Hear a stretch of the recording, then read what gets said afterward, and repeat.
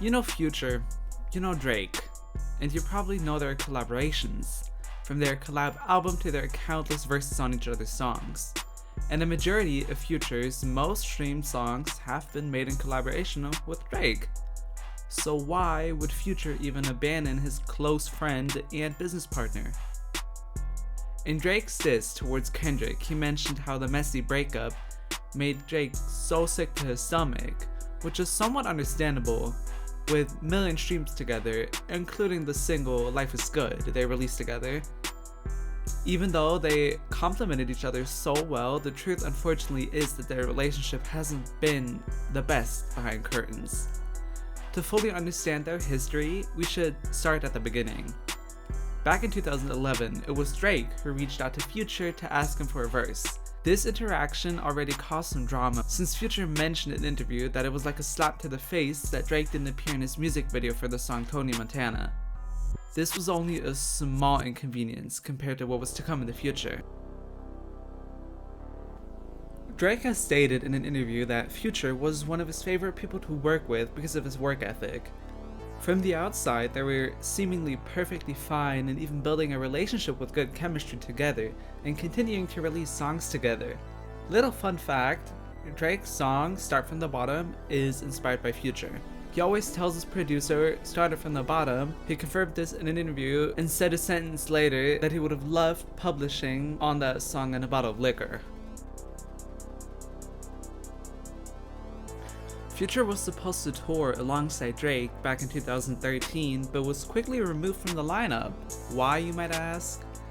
Billboard released an article stating that Future said that Drake's album is full of hits but doesn't grab you, and that he was featured on all of these rappers' albums, but his music is still better. Shortly after, Future tweeted that it was all a misquote and that he always shows love for his fam, Drizzy Drake.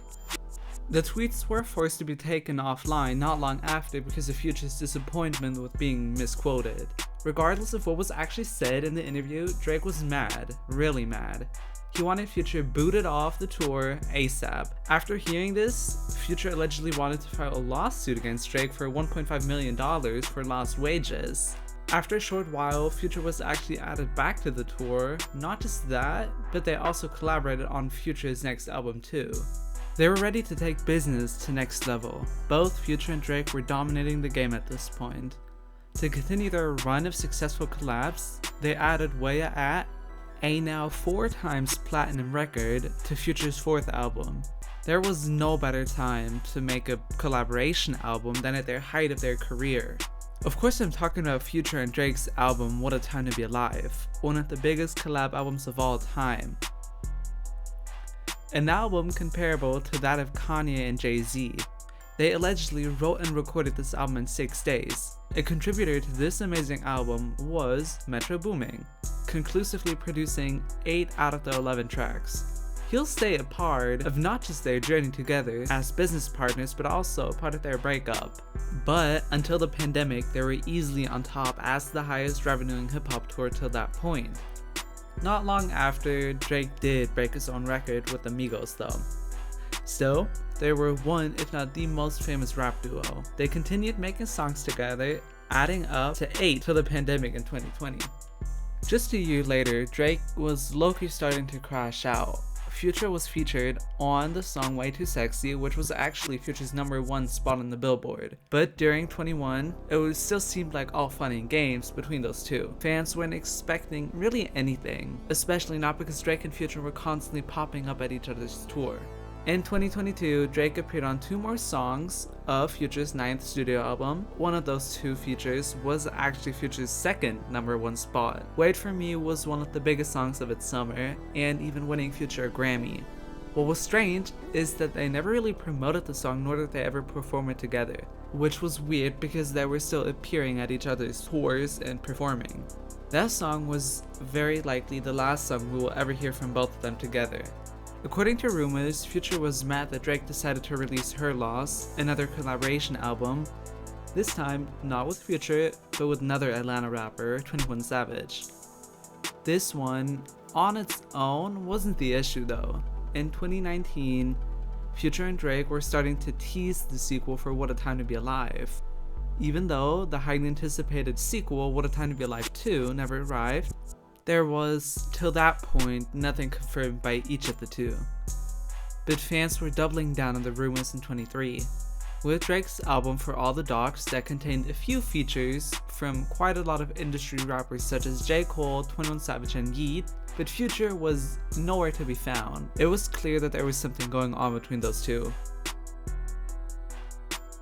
Just 4 months later in 2024, Future and Metro came to shake the whole game up with the help of Kendrick Lamar on the album We Don't Trust You, with lines shooting directly at Drake and how he be sneak dissing behind people's back.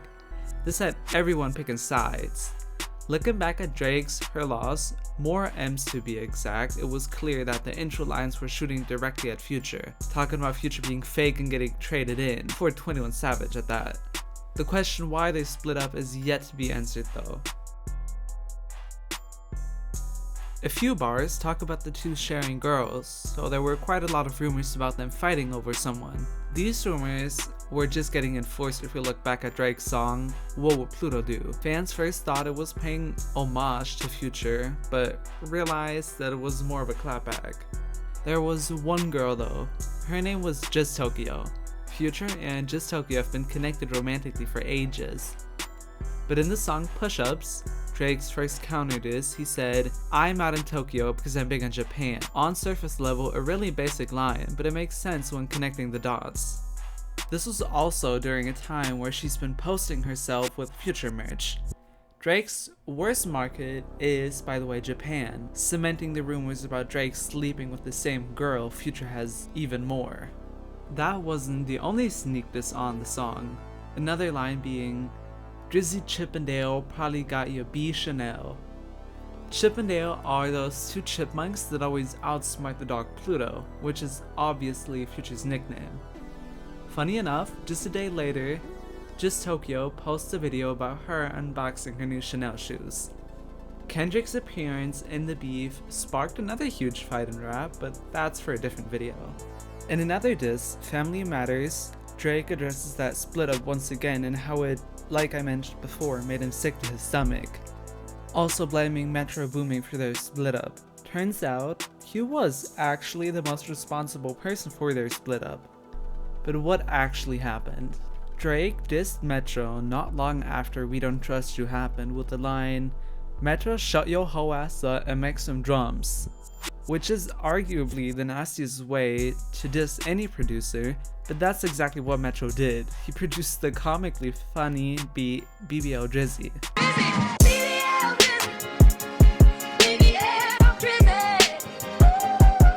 Turns out their beef also dated back to 2022 when Drake wanted to hear some stuff from Metro's new album, Heroes and Villains. Drake ultimately wanted to hop on the song Trance with Travis Scott, doing something very few would even consider, and Metro removed Drake from the song, and fans speculated there was a deeper meaning to it. Drake then leaked the version with him on it, but to get back at Drake, the petty man that Metro is, he leaked Knife Talk, a song by 21 and Drake, but he leaked the version with just 21 Savage because it was supposed to be a song by just Metro and 21. Metro tweeted how he didn't care for Her Loss winning awards after awards over his album because either way it shows that the awards are just politics. This doesn't diminish his relation with 21 though, because they basically came up together. Back to What a Time to Be Alive 2, which Metro was a huge part of. He was probably really pissed off too that Drake never let it happen even though it was already cooked up, like they said back in 2019.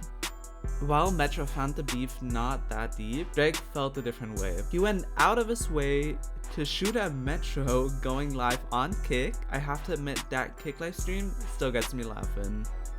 This was, by the way, the Anita Max Win accident.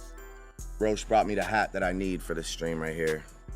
This is my alter ego. Anita Maxwin. Anita Maxwin. Though the real reason has never been said, there are clear indications what it could actually be. But at this point, Drake has beef with the whole rap scene. He's like the male equivalent to Nicki Minaj. If you want to know more about that drama, I have a whole video about that too. Everyone was picking sides and Future chose Metro. Just like Kendrick.